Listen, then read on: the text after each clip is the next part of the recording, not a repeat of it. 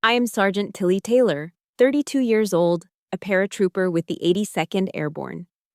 I am standing before two small white caskets that hold my infant sons. In the suffocating silence of the Fort Liberty Chapel, my mother-in-law, Evelyn, whispers to the people around her, just loud enough for me to hear. She is turning me into the murderer in the tragedy of my own life. No one knew the truth. Not until my 4-year-old daughter, Lily, tugged on the sleeve of my dress uniform and said something that lit the fuse. What she said next changed everything. If you have ever been made to feel like the crazy one by the very people who were supposed to protect you, just to cover up a devastating truth, let me know where you're watching from. Hit that like button and follow along. My story doesn't begin with this tragedy. It begins with the promise of a family, a promise that became a deadly trap. The fabric of my Army service uniform, my dress blues, was the only thing holding me upright. It was a cage of perfectly pressed dark blue wool and starched white cotton, and inside it, my skeleton had forgotten how to stand on its own. The seams dug into my skin, a constant grounding pressure against the formless, floating horror of the moment. I registered the sensation clinically, the way a soldier assesses their gear before a jump. Stiff, secure, functional. I wasn't listening to the chaplain's words. I saw his mouth move, saw the gentle, practiced sympathy in his eyes, but the sound was replaced by a low hum inside my own head. My focus was absolute, narrowed down to two objects at the front of the chapel, the caskets of my sons, Ethan and Elijah. They were so white they seemed to absorb the light from the stained glass windows. But more than their color, it was their size that felt like a physical blow. They were absurdly, impossibly small. The sight of them defied all logic, a statistical error in the universe that my mind refused to compute. 6 feet to my left, but a universe away, sat my husband, Noah. He wasn't looking at the caskets. He wasn't looking at me. His head was bowed, his shoulders slumped, and he was entirely lost in a world I couldn't reach. A world, I knew, that was governed by his mother. His silence was a presence of its own in the room, a heavy, suffocating blanket. It was a more brutal accusation than any word Evelyn could ever speak, because it came from the one person sworn to be my ally. And Evelyn, my mother-in-law, was giving the performance of a lifetime. Dressed in an impeccably tailored black dress, a single strand of pearls at her throat, she was the very picture of the grieving Southern matriarch. She moved through the pews with a tragic, fragile grace, dabbing a lace handkerchief at her dry, watchful eyes. I saw her approach my commanding officer, Colonel Miller. She laid a delicate hand on his arm, her voice a sweet, heartbroken whisper that carried in the chapel's acoustics. "She always put her career first, Colonel," she murmured, shaking her head with a profound, performative sorrow. I begged her to slow down. For the babies. Each word was a perfectly aimed projectile, designed to shatter my reputation. To a young Army wife sitting behind me, her approach was different, more intimate, a woman-to-woman confidence. "Postpartum depression is such a terrifying thing," Evelyn whispered, her voice laced with feigned concern. "I tried to help, you know. I offered to stay over, to take the night feedings, but she pushed everyone away." She was planting seeds of doubt in the very community that was my bedrock. She was painting a picture of me as a cold, career-obsessed soldier, an unstable mother cracking under pressure. She was rewriting history in real time, and I was just a statue in a uniform, forced to watch her do it. I stood there, paralyzed, as my honor. The one thing a soldier has that can never be taken, only surrendered, was being systematically dismantled. Then came the moment that solidified my isolation. A fellow sergeant, a tough-as-nails paratrooper named Diaz, who had jumped into more hostile territory than I could count, walked over and placed a firm, comforting hand on my shoulder. It was a simple gesture of solidarity, a silent message. "I see you. I'm with you." I felt a flicker of warmth, the first thing I had felt all day. But I saw Noah, out of the corner of my eye, refused to even lift his head. He didn't acknowledge Diaz. He didn't acknowledge me. He just sat there, a hollow man in a suit. Evelyn saw it too. Like a predator sensing a weakness, she was at his side in an instant. She didn't look at me. She gently took Noah's arm, her touch both soft and controlling. "Come on, sweetie," she cooed, as if speaking to a child. "Let's go say hello to Mr. Henderson from your office." And just like that, he stood up, obedient. He allowed himself to be led away, leaving me standing utterly alone with Diaz's hand still on my shoulder. The warmth vanished, replaced by an arctic chill that sank deep into my bones. It was in that precise, crystalline moment of abandonment that the truth finally broke through my shock-induced numbness. I wasn't in a fight with my mother-in-law. I was in a war. And my husband wasn't my ally. He was occupied territory. The service droned on. People came and went, their faces a blur of pity. And now, thanks to Evelyn, suspicion. Finally, the honor guard began the flag-folding ceremony. 13 precise, symbolic folds. The sharp snap of the fabric echoed in the silent chapel. The colonel presented the perfectly folded triangle of stars and stripes to me. "On behalf of the President of the United States and a grateful nation," he said, his voice thick with emotion. I accepted it, my hands steady, my face a mask of military discipline. This was a ritual I understood. This was order amidst the chaos. But as the ceremony concluded, just as I felt I might completely disintegrate, a small pressure asserted itself on my hand. I looked down.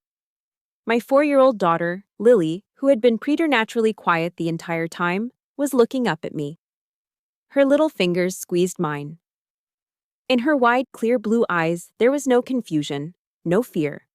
There was only a fierce, unwavering certainty. It was a simple, childish gesture, but it sent a jolt of electricity through my frozen limbs. It was a silent promise, a coded message in the darkness. "The truth is still here, Mommy. I have it." In the face of all the lies, the whispers, and the devastating betrayal, I clung to that single, undeniable truth, the love of my daughter.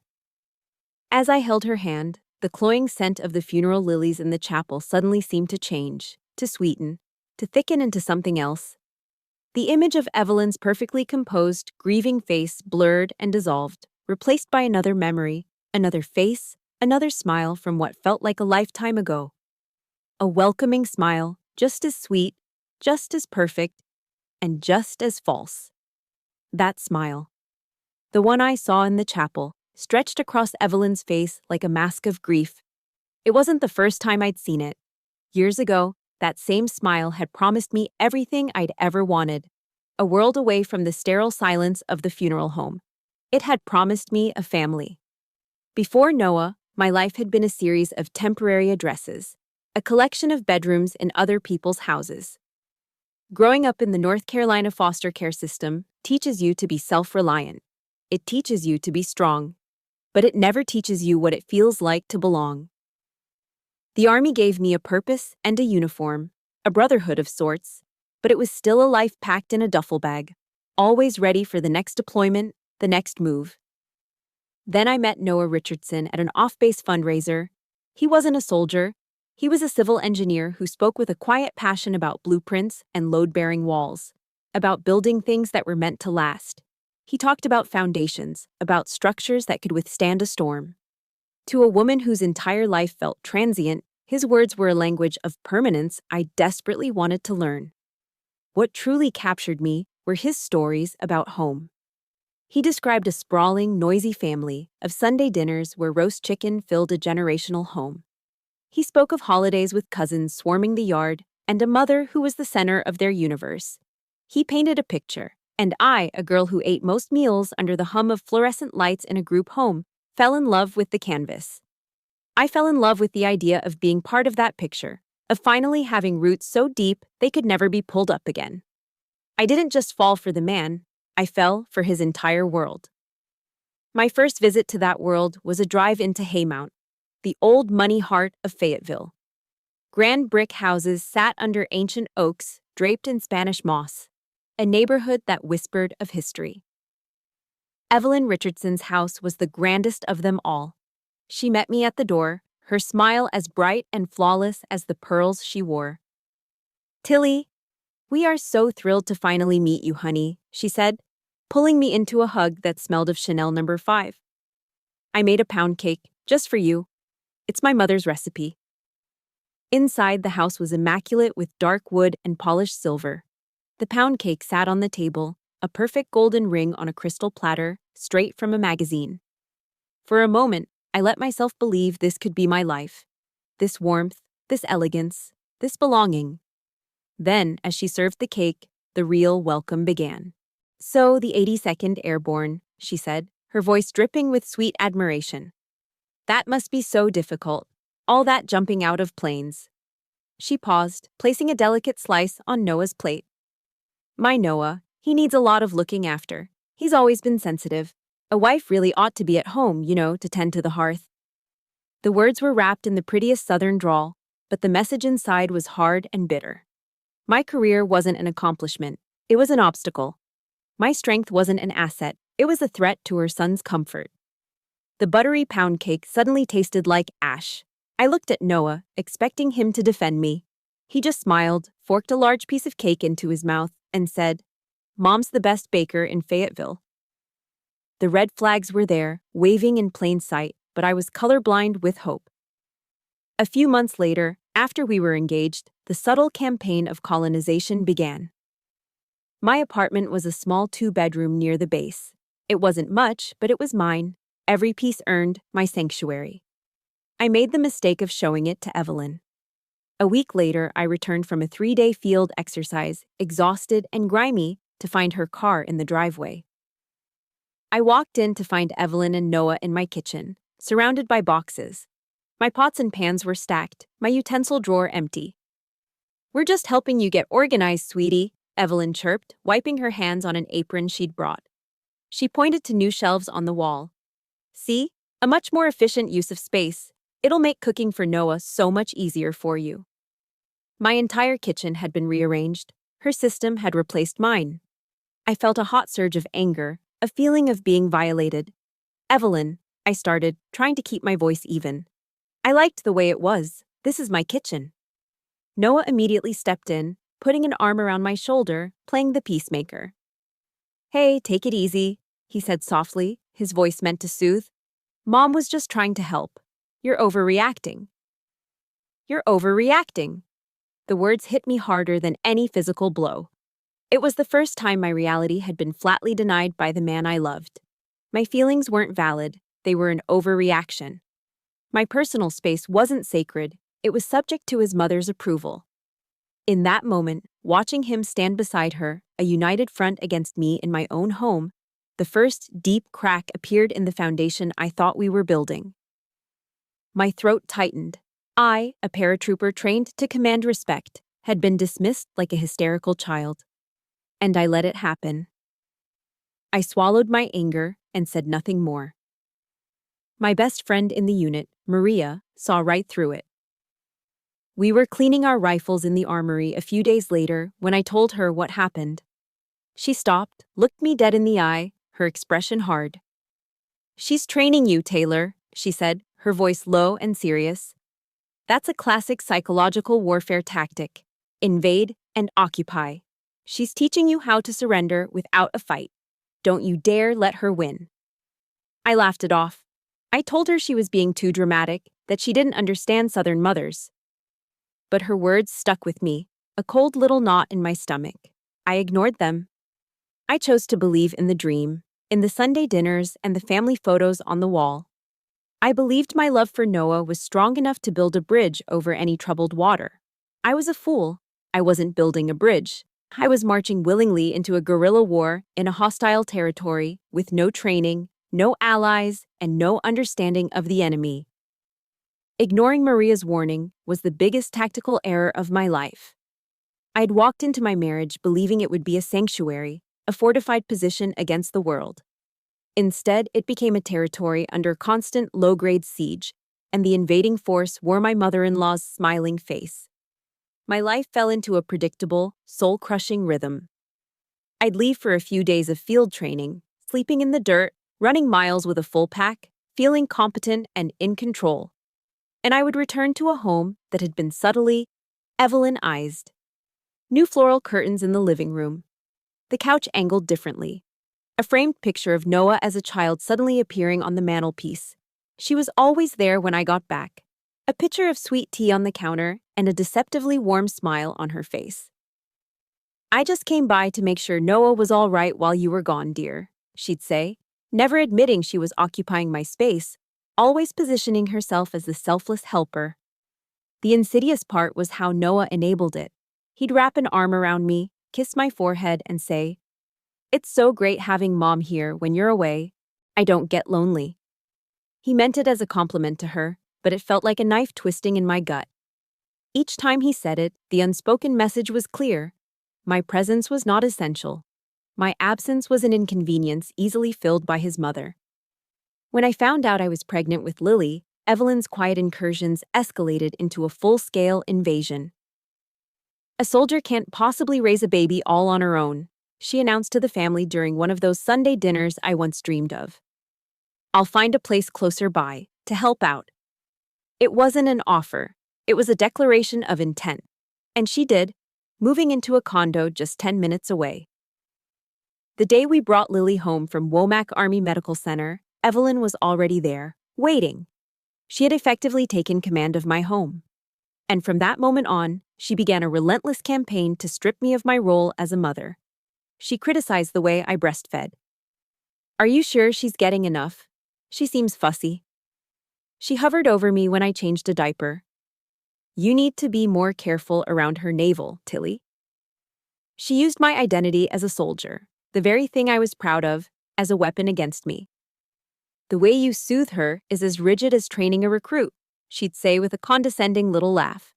Or, "Let me, dear. You're used to giving orders, not being gentle."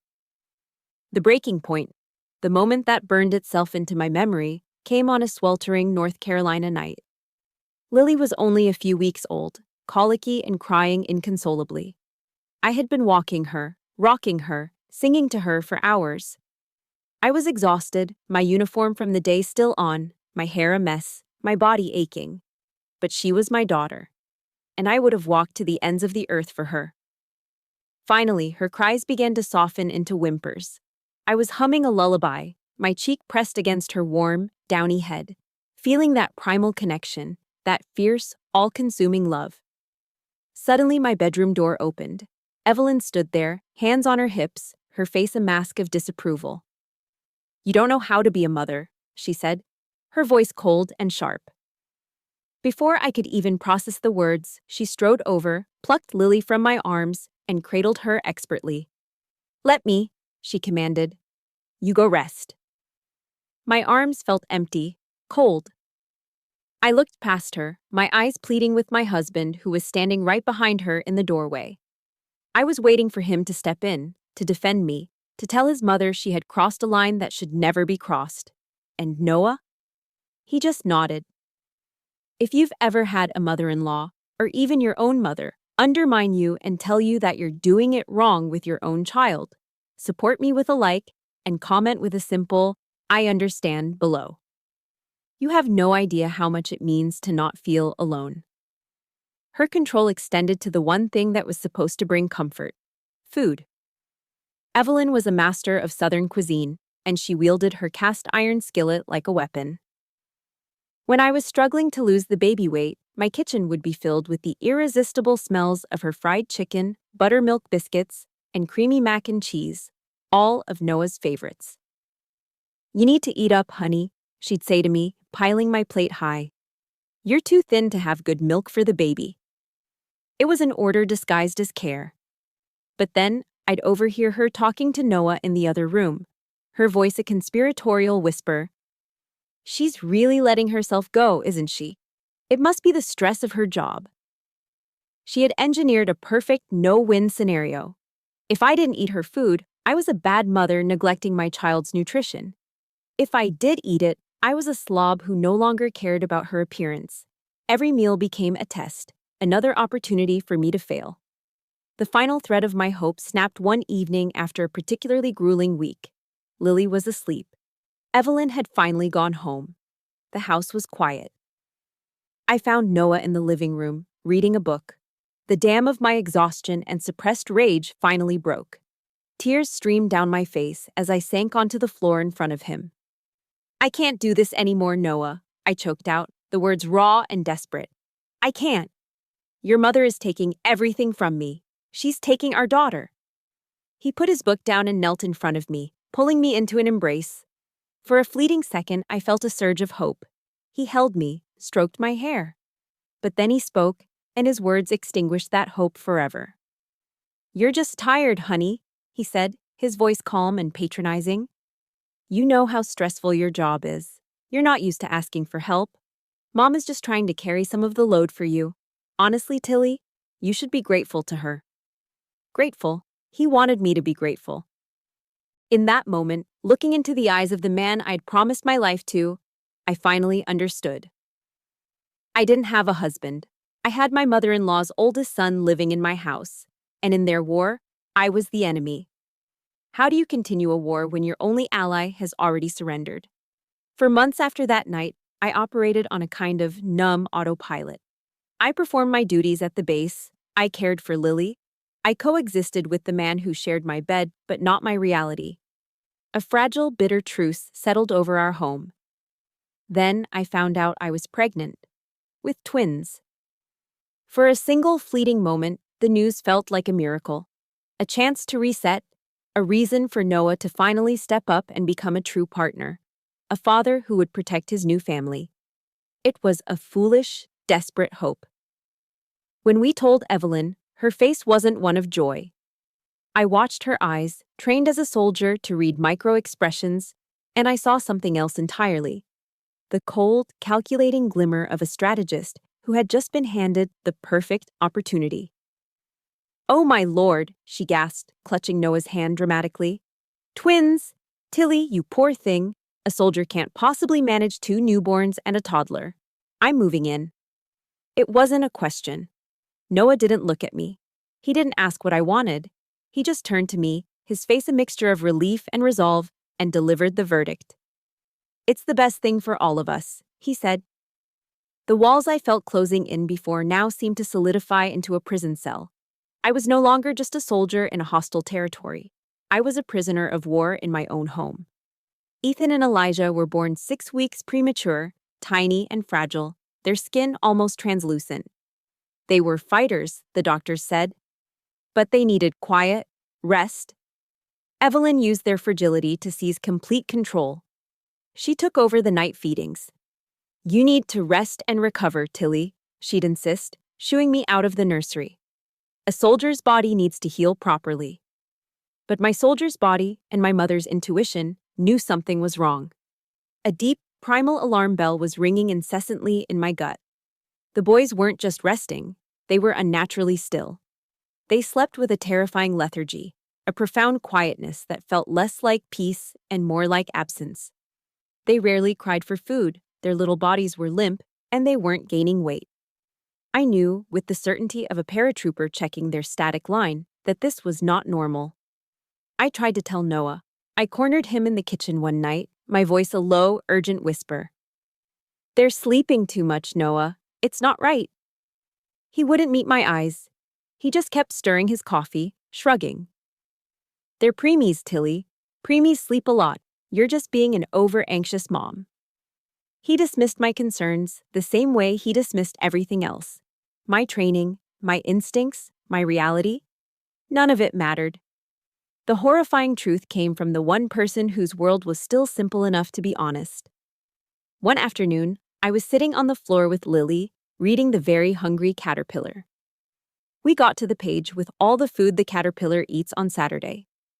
Lily pointed a chubby finger at the illustration of the sugar shaker.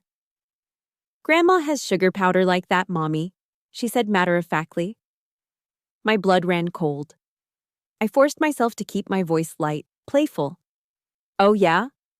What does Grandma do with her sugar powder, sweetie?" I asked, my heart hammering against my ribs. Lily looked up at me, her big blue eyes wide and innocent. "She puts it in Ethan and Elijah's milk," she said. "She says it's her special angel dust. She says it helps them sleep like little angels so they don't bother Daddy." Angel dust. The 2 words shattered my world. Every cell in my body went into high alert. I scooped Lily up, my movements jerky, and marched out into the living room where Evelyn was knitting and Noah was reading the paper. The domestic tranquility of the scene was grotesque.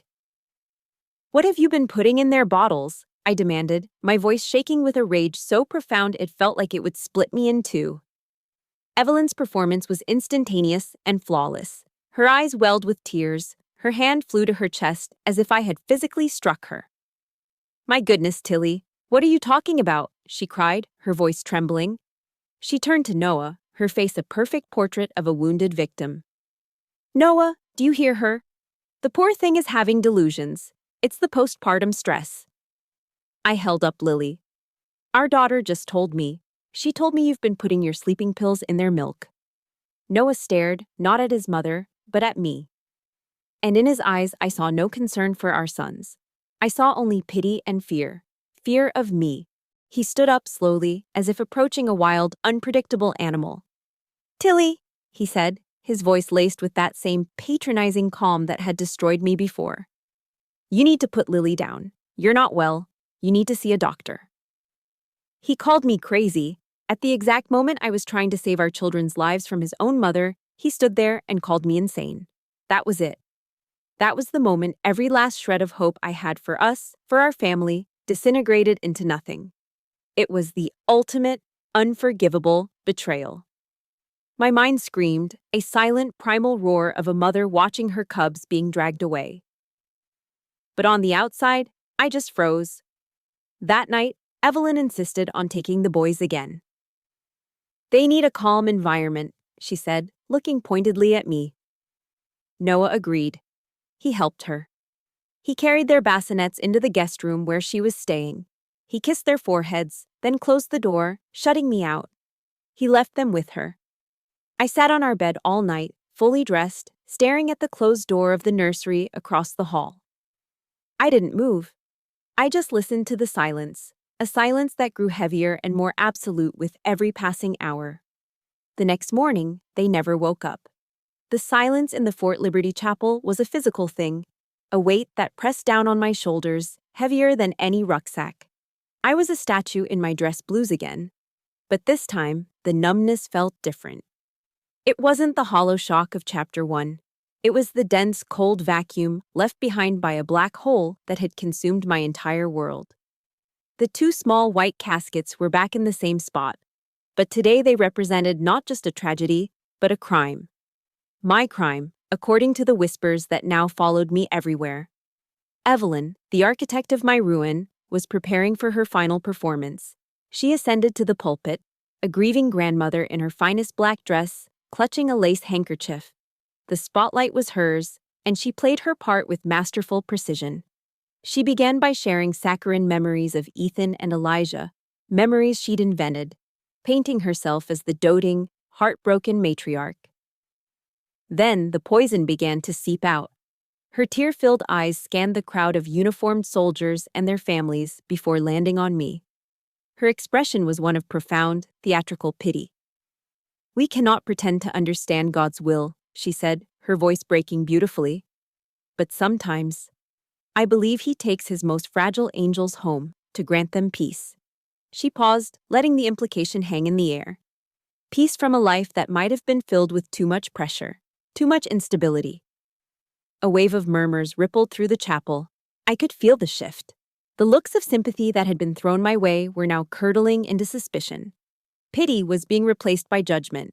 Evelyn was at the height of her power, standing on holy ground, using God as a character witness for her lies. She was winning. And in that moment, something shifted beside me. A small, warm pressure left my hand. I looked down. Lily had let go. She wasn't running. She was walking. Her small black patent leather shoes made no sound on the thick burgundy carpet as she moved with a purpose that defied her 4 years of age. She walked past Noah, who didn't even notice, his face buried in his hands. She walked past the front pew, right up to the side of the pulpit where the army chaplain stood.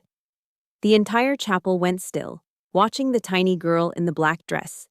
She tugged gently on the sleeve of the chaplain's uniform. He, a kind man with a weathered face, looked down, startled, then knelt beside her, his expression softening. He leaned in, thinking she wanted to whisper something. But Lily didn't whisper. She looked past him, at the small black microphone on the lectern, the one her grandmother had just used to condemn her mother. With a clarity that cut through the suffocating silence, her child's voice rang out, pure and true and utterly devastating. Grandma put the white powder in the baby's milk. 9 words. They didn't explode. They simply hung in the air, crystalline and sharp, each syllable a shard of glass. No one moved. No one breathed.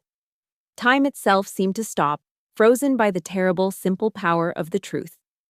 Noah's head snapped up, his face a canvas of stunned disbelief. He stared at his daughter, then whipped his head around to look at his mother.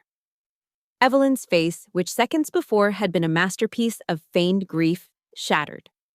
The mask disintegrated, revealing the raw, ugly panic beneath.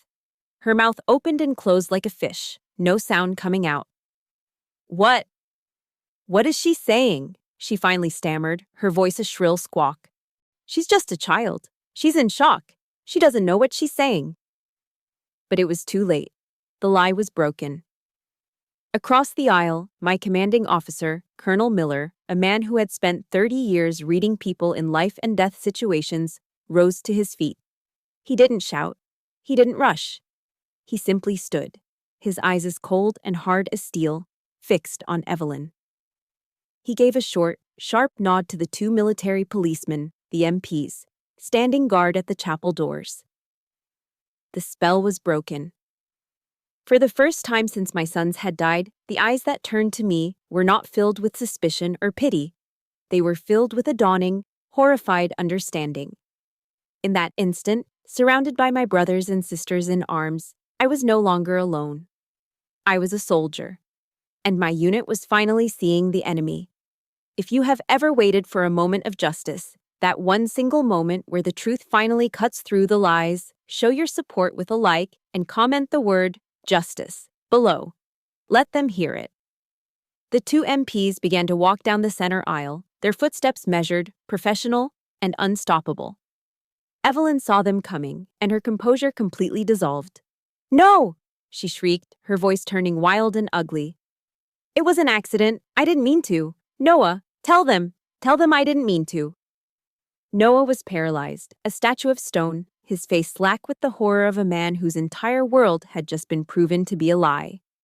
He just stared, frozen, as his mother, the woman he had defended over his wife, over his children, was approached by the law. He turned his gaze to me then, his eyes wide with a desperate, dawning agony.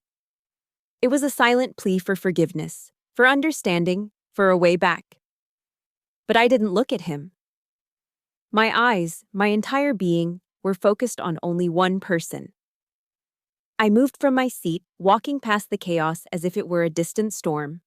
I knelt on the carpet in front of my daughter, my brave, tiny, fierce little girl. She looked at me, her expression unwavering, and in her eyes I saw the reflection of my own strength, a strength I thought I had lost. I wrapped my arms around her small, warm body, pulling her tight against my chest.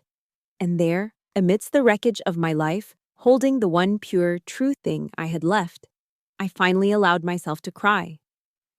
The tears I shed in the chapel, holding my daughter, were the last I allowed myself. The emotional chaos of Evelyn's arrest was immediately replaced by the cold, efficient machinery of military justice. My grief was packed away, locked in a footlocker in the back of my mind. My training took over. I was no longer just a mother. I was the primary witness in a murder investigation. The days that followed were a blur of sterile, official rooms. My home was no longer my own. It was a crime scene, cordoned off with yellow tape, meticulously processed by investigators from both the Army's Criminal Investigation Division, the CID, and the Fayetteville Police. They moved with a quiet, methodical purpose that I understood and respected. They treated my home with a grim reverence, a place where a crime had been committed, but also where a family had been shattered.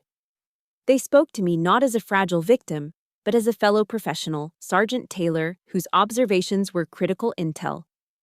The evidence mounted with crushing, undeniable force. In Evelyn's guest room, tucked away in a designer makeup bag, they found the nearly empty bottle of prescription sleeping pills. The toxicology reports from the autopsy came back, confirming what I already knew in my bones. Ethan and Elijah had fatal concentrations of zolpidem in their systems. The nail in her coffin came from an unlikely source, Noah's own paranoia. Months earlier, he had installed a small security camera in the living room, disguised as a smoke detector, supposedly to keep an eye on the kids. Evelyn, in her arrogance, had either forgotten or not known it was there. The CID Cybercrimes Unit recovered the deleted footage from the cloud. The video was grainy, shot in the ghostly green of night vision. But it was enough. It showed a shadowy figure, Evelyn's height, her build, creeping into the kitchen on 2 separate nights, opening the refrigerator and spending just a little too long preparing the bottles. The case was airtight. Noah, meanwhile, had completely imploded. Stripped of his mother's influence and forced to face the stark, ugly reality of his own complicity, he fell apart. The lead detective, a tired-looking man from Fayetteville PD, told me Noah hadn't just cried during his interrogation. He'd become incoherent, cycling through denial, rage at his mother, and a profound self-hatred. He kept saying, "I should have listened," the detective recounted, shaking his head. Over and over. "I should have listened to my wife." He understands his role in this. I'll give him that. A week after the funeral, he came to the small, on-base apartment the Army had arranged for me and Lily. He looked like a ghost, his eyes hollowed out, his clothes rumpled. He didn't speak. He just fell to his knees in front of me on the generic government-issue carpet. "Tilly, I'm sorry," he whispered, the words fractured by tears. "Please, forgive me. I didn't know. I never would have." I looked down at the man I had once loved, the man whose promise of stability had been a siren song. I felt nothing. No anger, no pity, just a vast, cold emptiness. The part of me that had loved him had died with our sons. "My forgiveness can't bring Ethan and Elijah back, Noah," I said, my voice as flat and hard as packed earth. "I didn't raise it. I didn't need to. Get up. Your weakness killed my sons just as surely as her hands did." That was the last time I ever spoke to him as his wife. The trial at the Cumberland County Courthouse was a grim formality. Evelyn's high-priced lawyer tried to paint her as a confused, loving grandmother who'd made a tragic mistake with the dosage, claiming she only wanted to help the babies sleep better. But the prosecuting attorney, a sharp woman with an unshakable voice, didn't resort to theatrics. She simply laid out the evidence, brick by brick, building an inescapable prison of facts around Evelyn. She presented the toxicology reports as clinical certainties. She played the grainy security footage on a large screen for the jury to see, the ghostly green figure of Evelyn becoming a specter of calculated malice. She concluded with the damning testimony of Lily's child therapist, who relayed the story of the angel dust. When the jury foreman stood to read the verdict, the courtroom was silent. I sat in the front row, flanked by Colonel Miller and my friend Maria. They weren't just my comrades, they were my honor guard, a silent, uniformed wall protecting me from the stares and whispers. "On the charge of 2 counts of first-degree murder," the foreman said, his voice steady, "we, the jury, find the defendant, Evelyn Richardson, guilty." A strangled sob erupted from Evelyn as she collapsed in her chair. A wave of relief and quiet murmurs washed over the courtroom. But I felt no joy, no triumph. As the judge handed down a sentence of life in prison without parole, I only felt the immense, crushing weight of what had been lost. Justice had been served, but my sons were still gone. The victory was hollow, a crater where a family used to be. The following week, I walked into the JAG office on post. The Judge Advocate General's Corps is the Army's legal arm, providing free counsel for soldiers. A sharp, no-nonsense captain with tired but kind eyes listened to my story. I didn't cry. I laid out the facts like a mission briefing, concise and chronological. He didn't interrupt, just nodded, his respect for my composure evident. My demands were simple. I filed for divorce on the grounds of irreconcilable differences. I didn't ask for alimony. I didn't fight over assets. I wanted only 2 things: sole, absolute legal and physical custody of Lily, And for the house, that monument to my broken dreams, to be sold immediately, the proceeds split however the court saw fit. I never wanted to set foot in it again. When the captain placed the divorce papers in front of me, my hand was steady. The pen felt heavy, not with hesitation, but with the finality of a life I was now closing the door on. As I signed my name, Tilly Taylor, on the dotted line, I wasn't just ending a marriage. I was formally acknowledging a painful truth. The family I had so desperately wanted, the one I had compromised my own instincts to protect, had never been real. It was a toxic mirage. And with one final decisive stroke of the pen, I was walking. The stroke of the pen that signed away my marriage was a quiet, legal severing. The days that followed were the physical manifestation of that act, a loud, messy exorcism of a life that was no longer mine. I stood in the middle of the living room of the Haymount house, surrounded by a sea of cardboard boxes and packing tape. Each object I touched was a ghost, a memory I had to decide whether to keep or banish. This wasn't just moving out, it was a ritual of reclaiming my own soul. I started with her things. The plush, overstuffed armchair she always sat in, the one she'd claimed was more supportive for her back, was the first to go. I didn't sell it. I dragged it to the curb with a free sign taped to it, a satisfying thud echoing its finality. The gaudy floral curtains she'd insisted would brighten the place up were torn down from the rods, the sound of ripping fabric like a small scream of liberation. I packed them in a black trash bag. Every item she had brought into this house, every subtle mark of her occupation, was systematically purged. Then I came to the wedding album. It lay on the coffee table, a heavy leather-bound book of lies. I opened it, my hands steady. There we were, me, young and naive, blinded by the desperate hope for a family. Noah, smiling, already a shadow of the man he could have been. I didn't cry. I felt a profound, surgical detachment. I carefully removed every picture that contained just me or me with Lily. Then, without a moment's hesitation, I took the thick, heavy book with all its remaining glossy memories of Noah and Evelyn and dropped it into a cardboard box filled with trash. I was taking back control of my own story, editing out the characters who had tried to destroy the protagonist. The final test of that control came a few weeks later, just before Evelyn's appeal hearing was scheduled. The doorbell rang. I looked through the peephole, and my stomach tightened. It was Noah.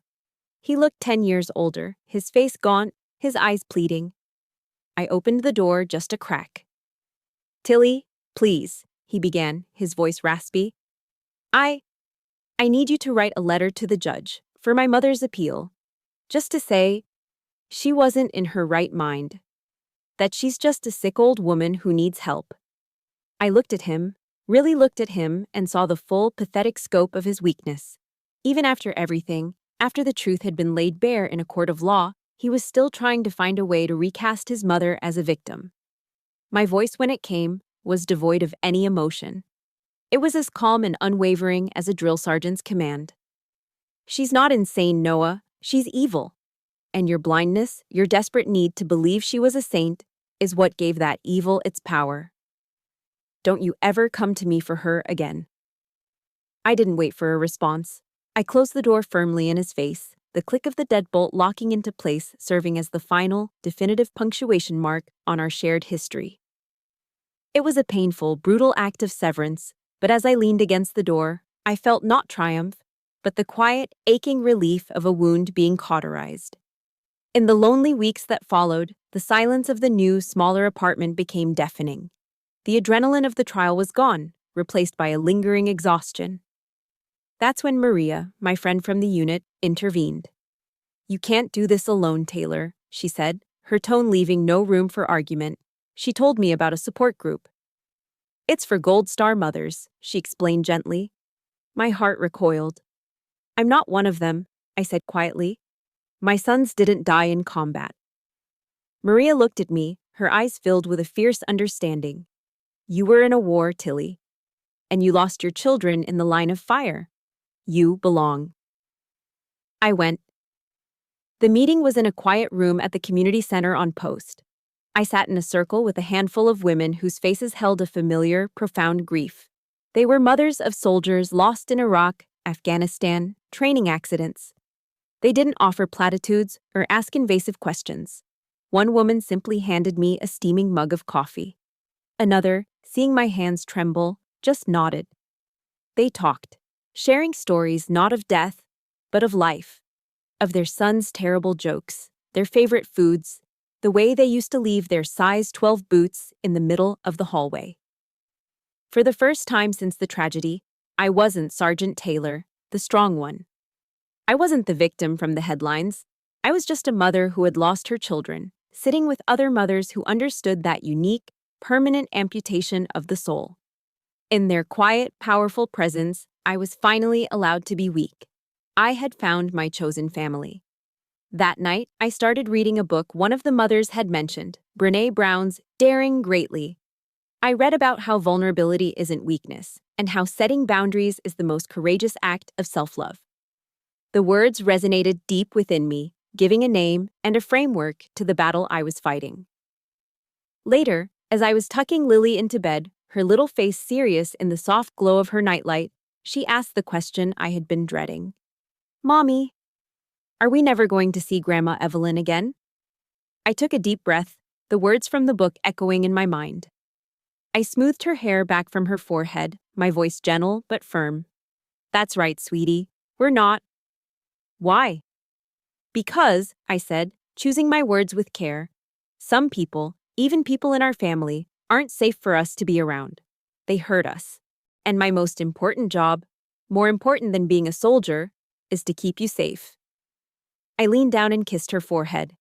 "I promise you, from now on, I will always keep you safe." That promise wasn't just for her.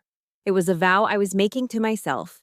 It was the sound of a new boundary being drawn, not in anger, but in love. It was the first day of my own reconstruction.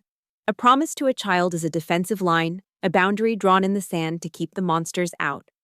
But in the quiet months that followed, as Lily and I settled into our new, smaller, safer life, I began to understand that defense wasn't enough. To truly honor my sons, to give their short lives a meaning that transcended the tragedy, I couldn't just hold the line, I had to go on the attack. The question was, how? After the whirlwind of the investigation and the trial, I was left in a quiet, unnerving stillness. I had to face a crossroads that terrified me more than any combat jump. What was next for Sergeant Taylor? Should I leave the Army, take the benefits I'd earned, and disappear into a quiet civilian life with Lily? Or should I stay in the only world I'd ever truly known? One morning, I stood in front of the mirror, putting on my uniform for the day. I looked at the decorations on my chest, the ribbons and badges I'd earned through sweat and perseverance. And then my eyes fell on my parachutist badge, the silver jump wings that had once been the ultimate symbol of my pride and identity. Now, they felt hollow, almost meaningless. The Army had taught me how to fight enemies on foreign soil, how to be resilient, how to lead. But its structures and systems had offered no protection from the enemy inside my own home. I felt an overwhelming sense of emptiness, a soldier without a clear mission. The feeling lingered until I was required to attend a division-wide town hall at the main post theater. I sat in the back, expecting another dry briefing on readiness and regulations. But the division's commanding general, a 2-star with a reputation for being a thinker, not just a fighter, stepped up to the podium. He didn't talk about war. He talked about service. "Every soldier in this room has a primary mission," he said, his voice resonating through the auditorium. "But your greatest purpose might be found beyond that. The Army isn't just an institution, it's a community. And a community is only as strong as its most vulnerable members." He scanned the faces in the crowd. "I'm asking you to look at your experiences, all of them. Look at your training, your deployments, and yes, look at your scars. Use those scars. Turn them into your expertise. Use them to make this Army stronger, safer, and more human for the soldier standing next to you." His words didn't just strike a chord, they were a lightning strike that jolted my entire being. It was a direct order from the universe. My scars weren't a source of shame or a sign of failure. They were my qualifications. I didn't have to leave the Army to find a new purpose. I could fight a new kind of war, right here. That night, my apartment was lit by the blue glow of my laptop screen. I didn't scroll through social media or watch TV. I researched. My fingers flew across the keyboard, typing in search terms with a renewed sense of urgency. Army JAG Corps, enlisted to officer programs, military family law, child protection policies. I fell down a rabbit hole of articles, regulations, and personal accounts from military lawyers. A fire, one I thought had been extinguished forever, began to smolder, then catch, then burn brightly within me. I could be the person I had so desperately needed. I could be the one who listened to a soldier's fears and didn't dismiss them as overreacting. I could be the one who understood the unique pressures of military life and how they could be exploited by abusers. I could be a lawyer, a protector, a voice for the silent victims trapped in domestic wars behind the closed doors of base housing. My pain was no longer a burden. It had been transformed into my sharpest weapon, my most valuable credential. The next morning, I walked into my company headquarters, my back straight, my steps sure. I requested a formal meeting with my commanding officer, Colonel Miller. He saw me immediately. In his office, I didn't ramble or show emotion. I stood at parade rest and laid out my plan as if I were briefing a mission. "Sir, I've decided on my next career path," I began. "I intend to complete my bachelor's degree. Following that, I will apply to law school through the Army's funded legal education program. My goal is to earn a commission and serve in the Judge Advocate General's Corps, specializing in family and victim advocacy." Colonel Miller, the man who had seen me at my absolute lowest, listened without interruption. He leaned back in his chair, steepling his fingers, his eyes never leaving mine. He had seen my story unfold, from the whispers in the chapel to the verdict in the courtroom. When I finished, a slow, deep expression of profound respect settled on his face. "Sergeant Taylor," he said, his voice filled with a sincere gravity I had rarely heard. "Some people join the JAG Corps because it's a good career. You'd be joining because it's a calling." He stood up and extended his hand. "The Army would be lucky to have you. You do it. My office will give you whatever support you need." As I shook his firm, steady hand, I felt a sense of validation that had nothing to do with medals or promotions. It was the recognition I had been searching for all my life. Not as a wife, not as a daughter-in-law, but as myself. A soldier with a new mission. A paratrooper, ready for the next jump into a future I would build myself. 10 years. A decade is long enough to forge a sergeant into a captain, a victim into an advocate. It's long enough for a 4-year-old girl to become a teenager with opinions on everything from music to curfew. And it's long enough to turn the raw, ragged edges of grief into the polished, solid foundation of purpose. I stood in a cold, windowless conference room deep within the maze of the Pentagon. The air was thick with the scent of institutional coffee and the quiet hum of immense power. I was Captain Tilly Taylor now, a lawyer in the Army's Judge Advocate General's Corps, my dress blues tailored and sharp, the silver oak leaf of my rank gleaming on my shoulders. Across the polished mahogany table sat a committee of generals and senior civilian officials, their faces impassive, their careers built on budgets, logistics, and the hard calculus of risk assessment. I was no longer the young paratrooper fighting for my own sanity. I was an officer, a seasoned attorney, presenting a policy proposal I had spent the better part of 3 years building. My voice was steady, my words precise, filled with the weight of my own unspoken experience. "Generals, sirs, ma'am," I began, my gaze meeting each of theirs in turn. "We are here today to discuss a critical vulnerability in our force readiness. It's not a gap in our armor or a flaw in our weaponry. It's the enemy that follows our soldiers home." I didn't just quote statutes and regulations. I told stories. They were composites, anonymized accounts drawn from the dozens of cases I had handled, the whispered confessions I had heard in my office. I spoke of a young Marine, a decorated marksman, whose performance in the field plummeted because he was terrified his wife's new boyfriend was abusing his son back at Camp Lejeune. I spoke of a brilliant female intelligence analyst who was being systematically gaslit by her husband, a man who convinced her she was unstable, driving her to the brink of a breakdown and jeopardizing national security. I was fighting a new kind of war, a war waged on paper and in policy meetings. The journey to this room had been a relentless grind. I'd faced the institutional inertia, the bureaucratic red tape that is the military's natural defense against change. I'd encountered colonels who believed with all their heart that a soldier's family is a private matter. I'd been told my proposals were too expensive, too complex, too invasive. But I had my paratrooper training to fall back on. I gathered my intelligence, the data linking domestic instability to decreased mission effectiveness. I built my alliances, finding sympathetic ears in the medical corps and among the chaplains. And I presented my operational plan with relentless, unyielding logic. A soldier cannot be effective downrange if they are fighting a psychological war at home, I argued, my voice ringing with the conviction of a survivor. The health of our military families is not a soft issue. It is a direct and measurable component of our strength as a fighting force. My proposal was comprehensive.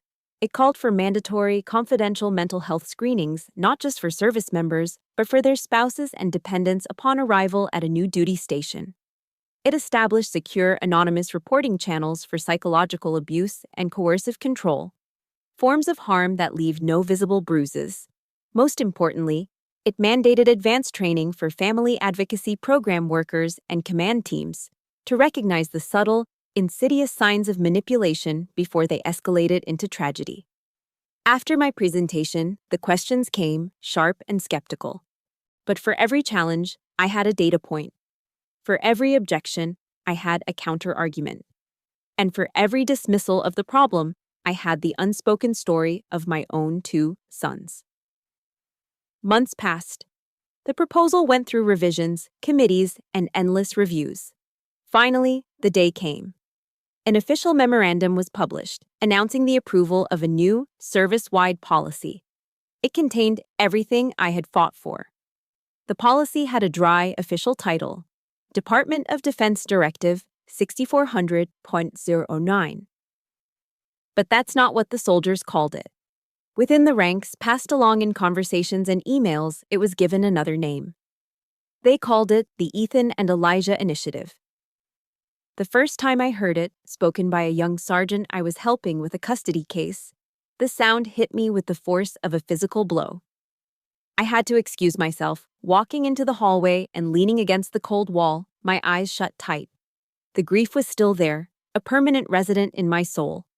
But for the first time, it was joined by something else, a profound, overwhelming sense of peace. My boys' deaths were no longer a silent, private tragedy. Their names, which I had whispered into the darkness for 10 years, were now a symbol of hope and protection for thousands of military families. Their legacy was not of victimhood, but of sanctuary. My love for them had become immortal.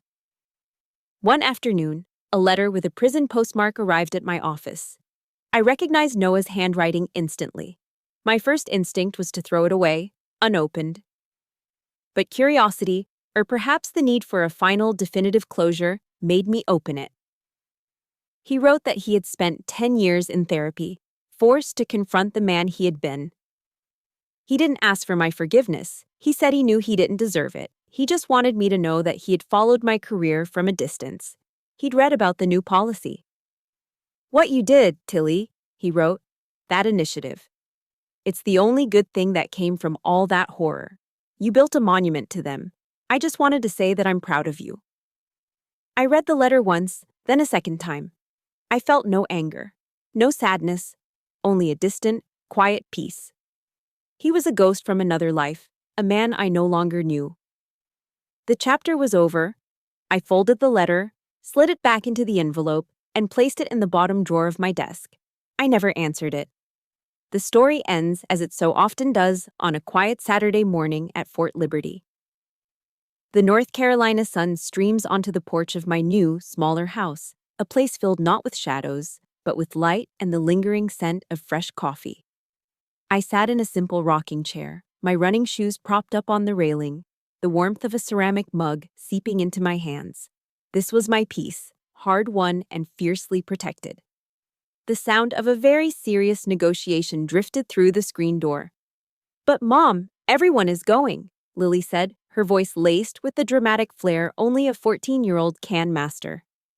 It's a rite of passage. You can't deny me a rite of passage. I took a slow sip of my coffee, hiding a smile. A rite of passage, huh? Last week, getting your own phone was a rite of passage.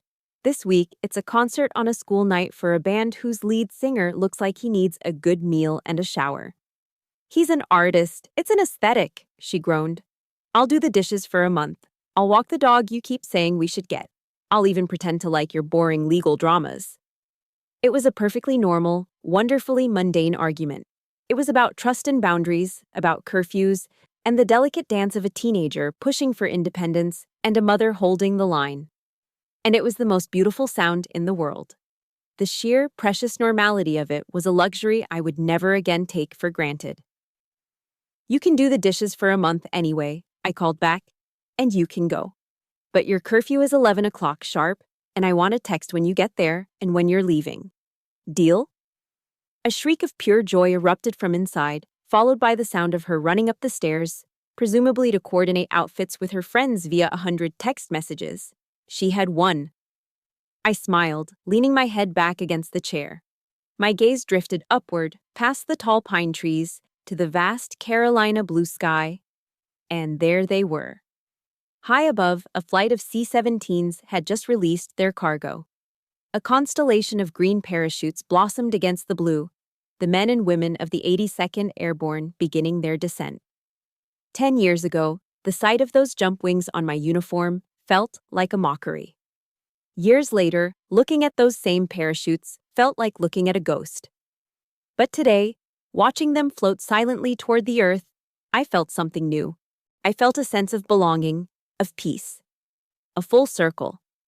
The Army wasn't the thing that had destroyed my family. It was the thing that had given me the discipline to survive its destruction. It was the foundation I had used to rebuild, brick by painful brick. Tucked inside my wallet, right next to my military ID card, is a small, worn photograph of Ethan and Elijah. It's a picture from the hospital, their tiny faces peaceful, their futures unwritten. I don't look at it every day. I don't need to. They are not a constant sorrow that weighs me down. They are my moral compass. They are the silent, steady reminder of why I do what I do, of the promise I made to Lily and to myself.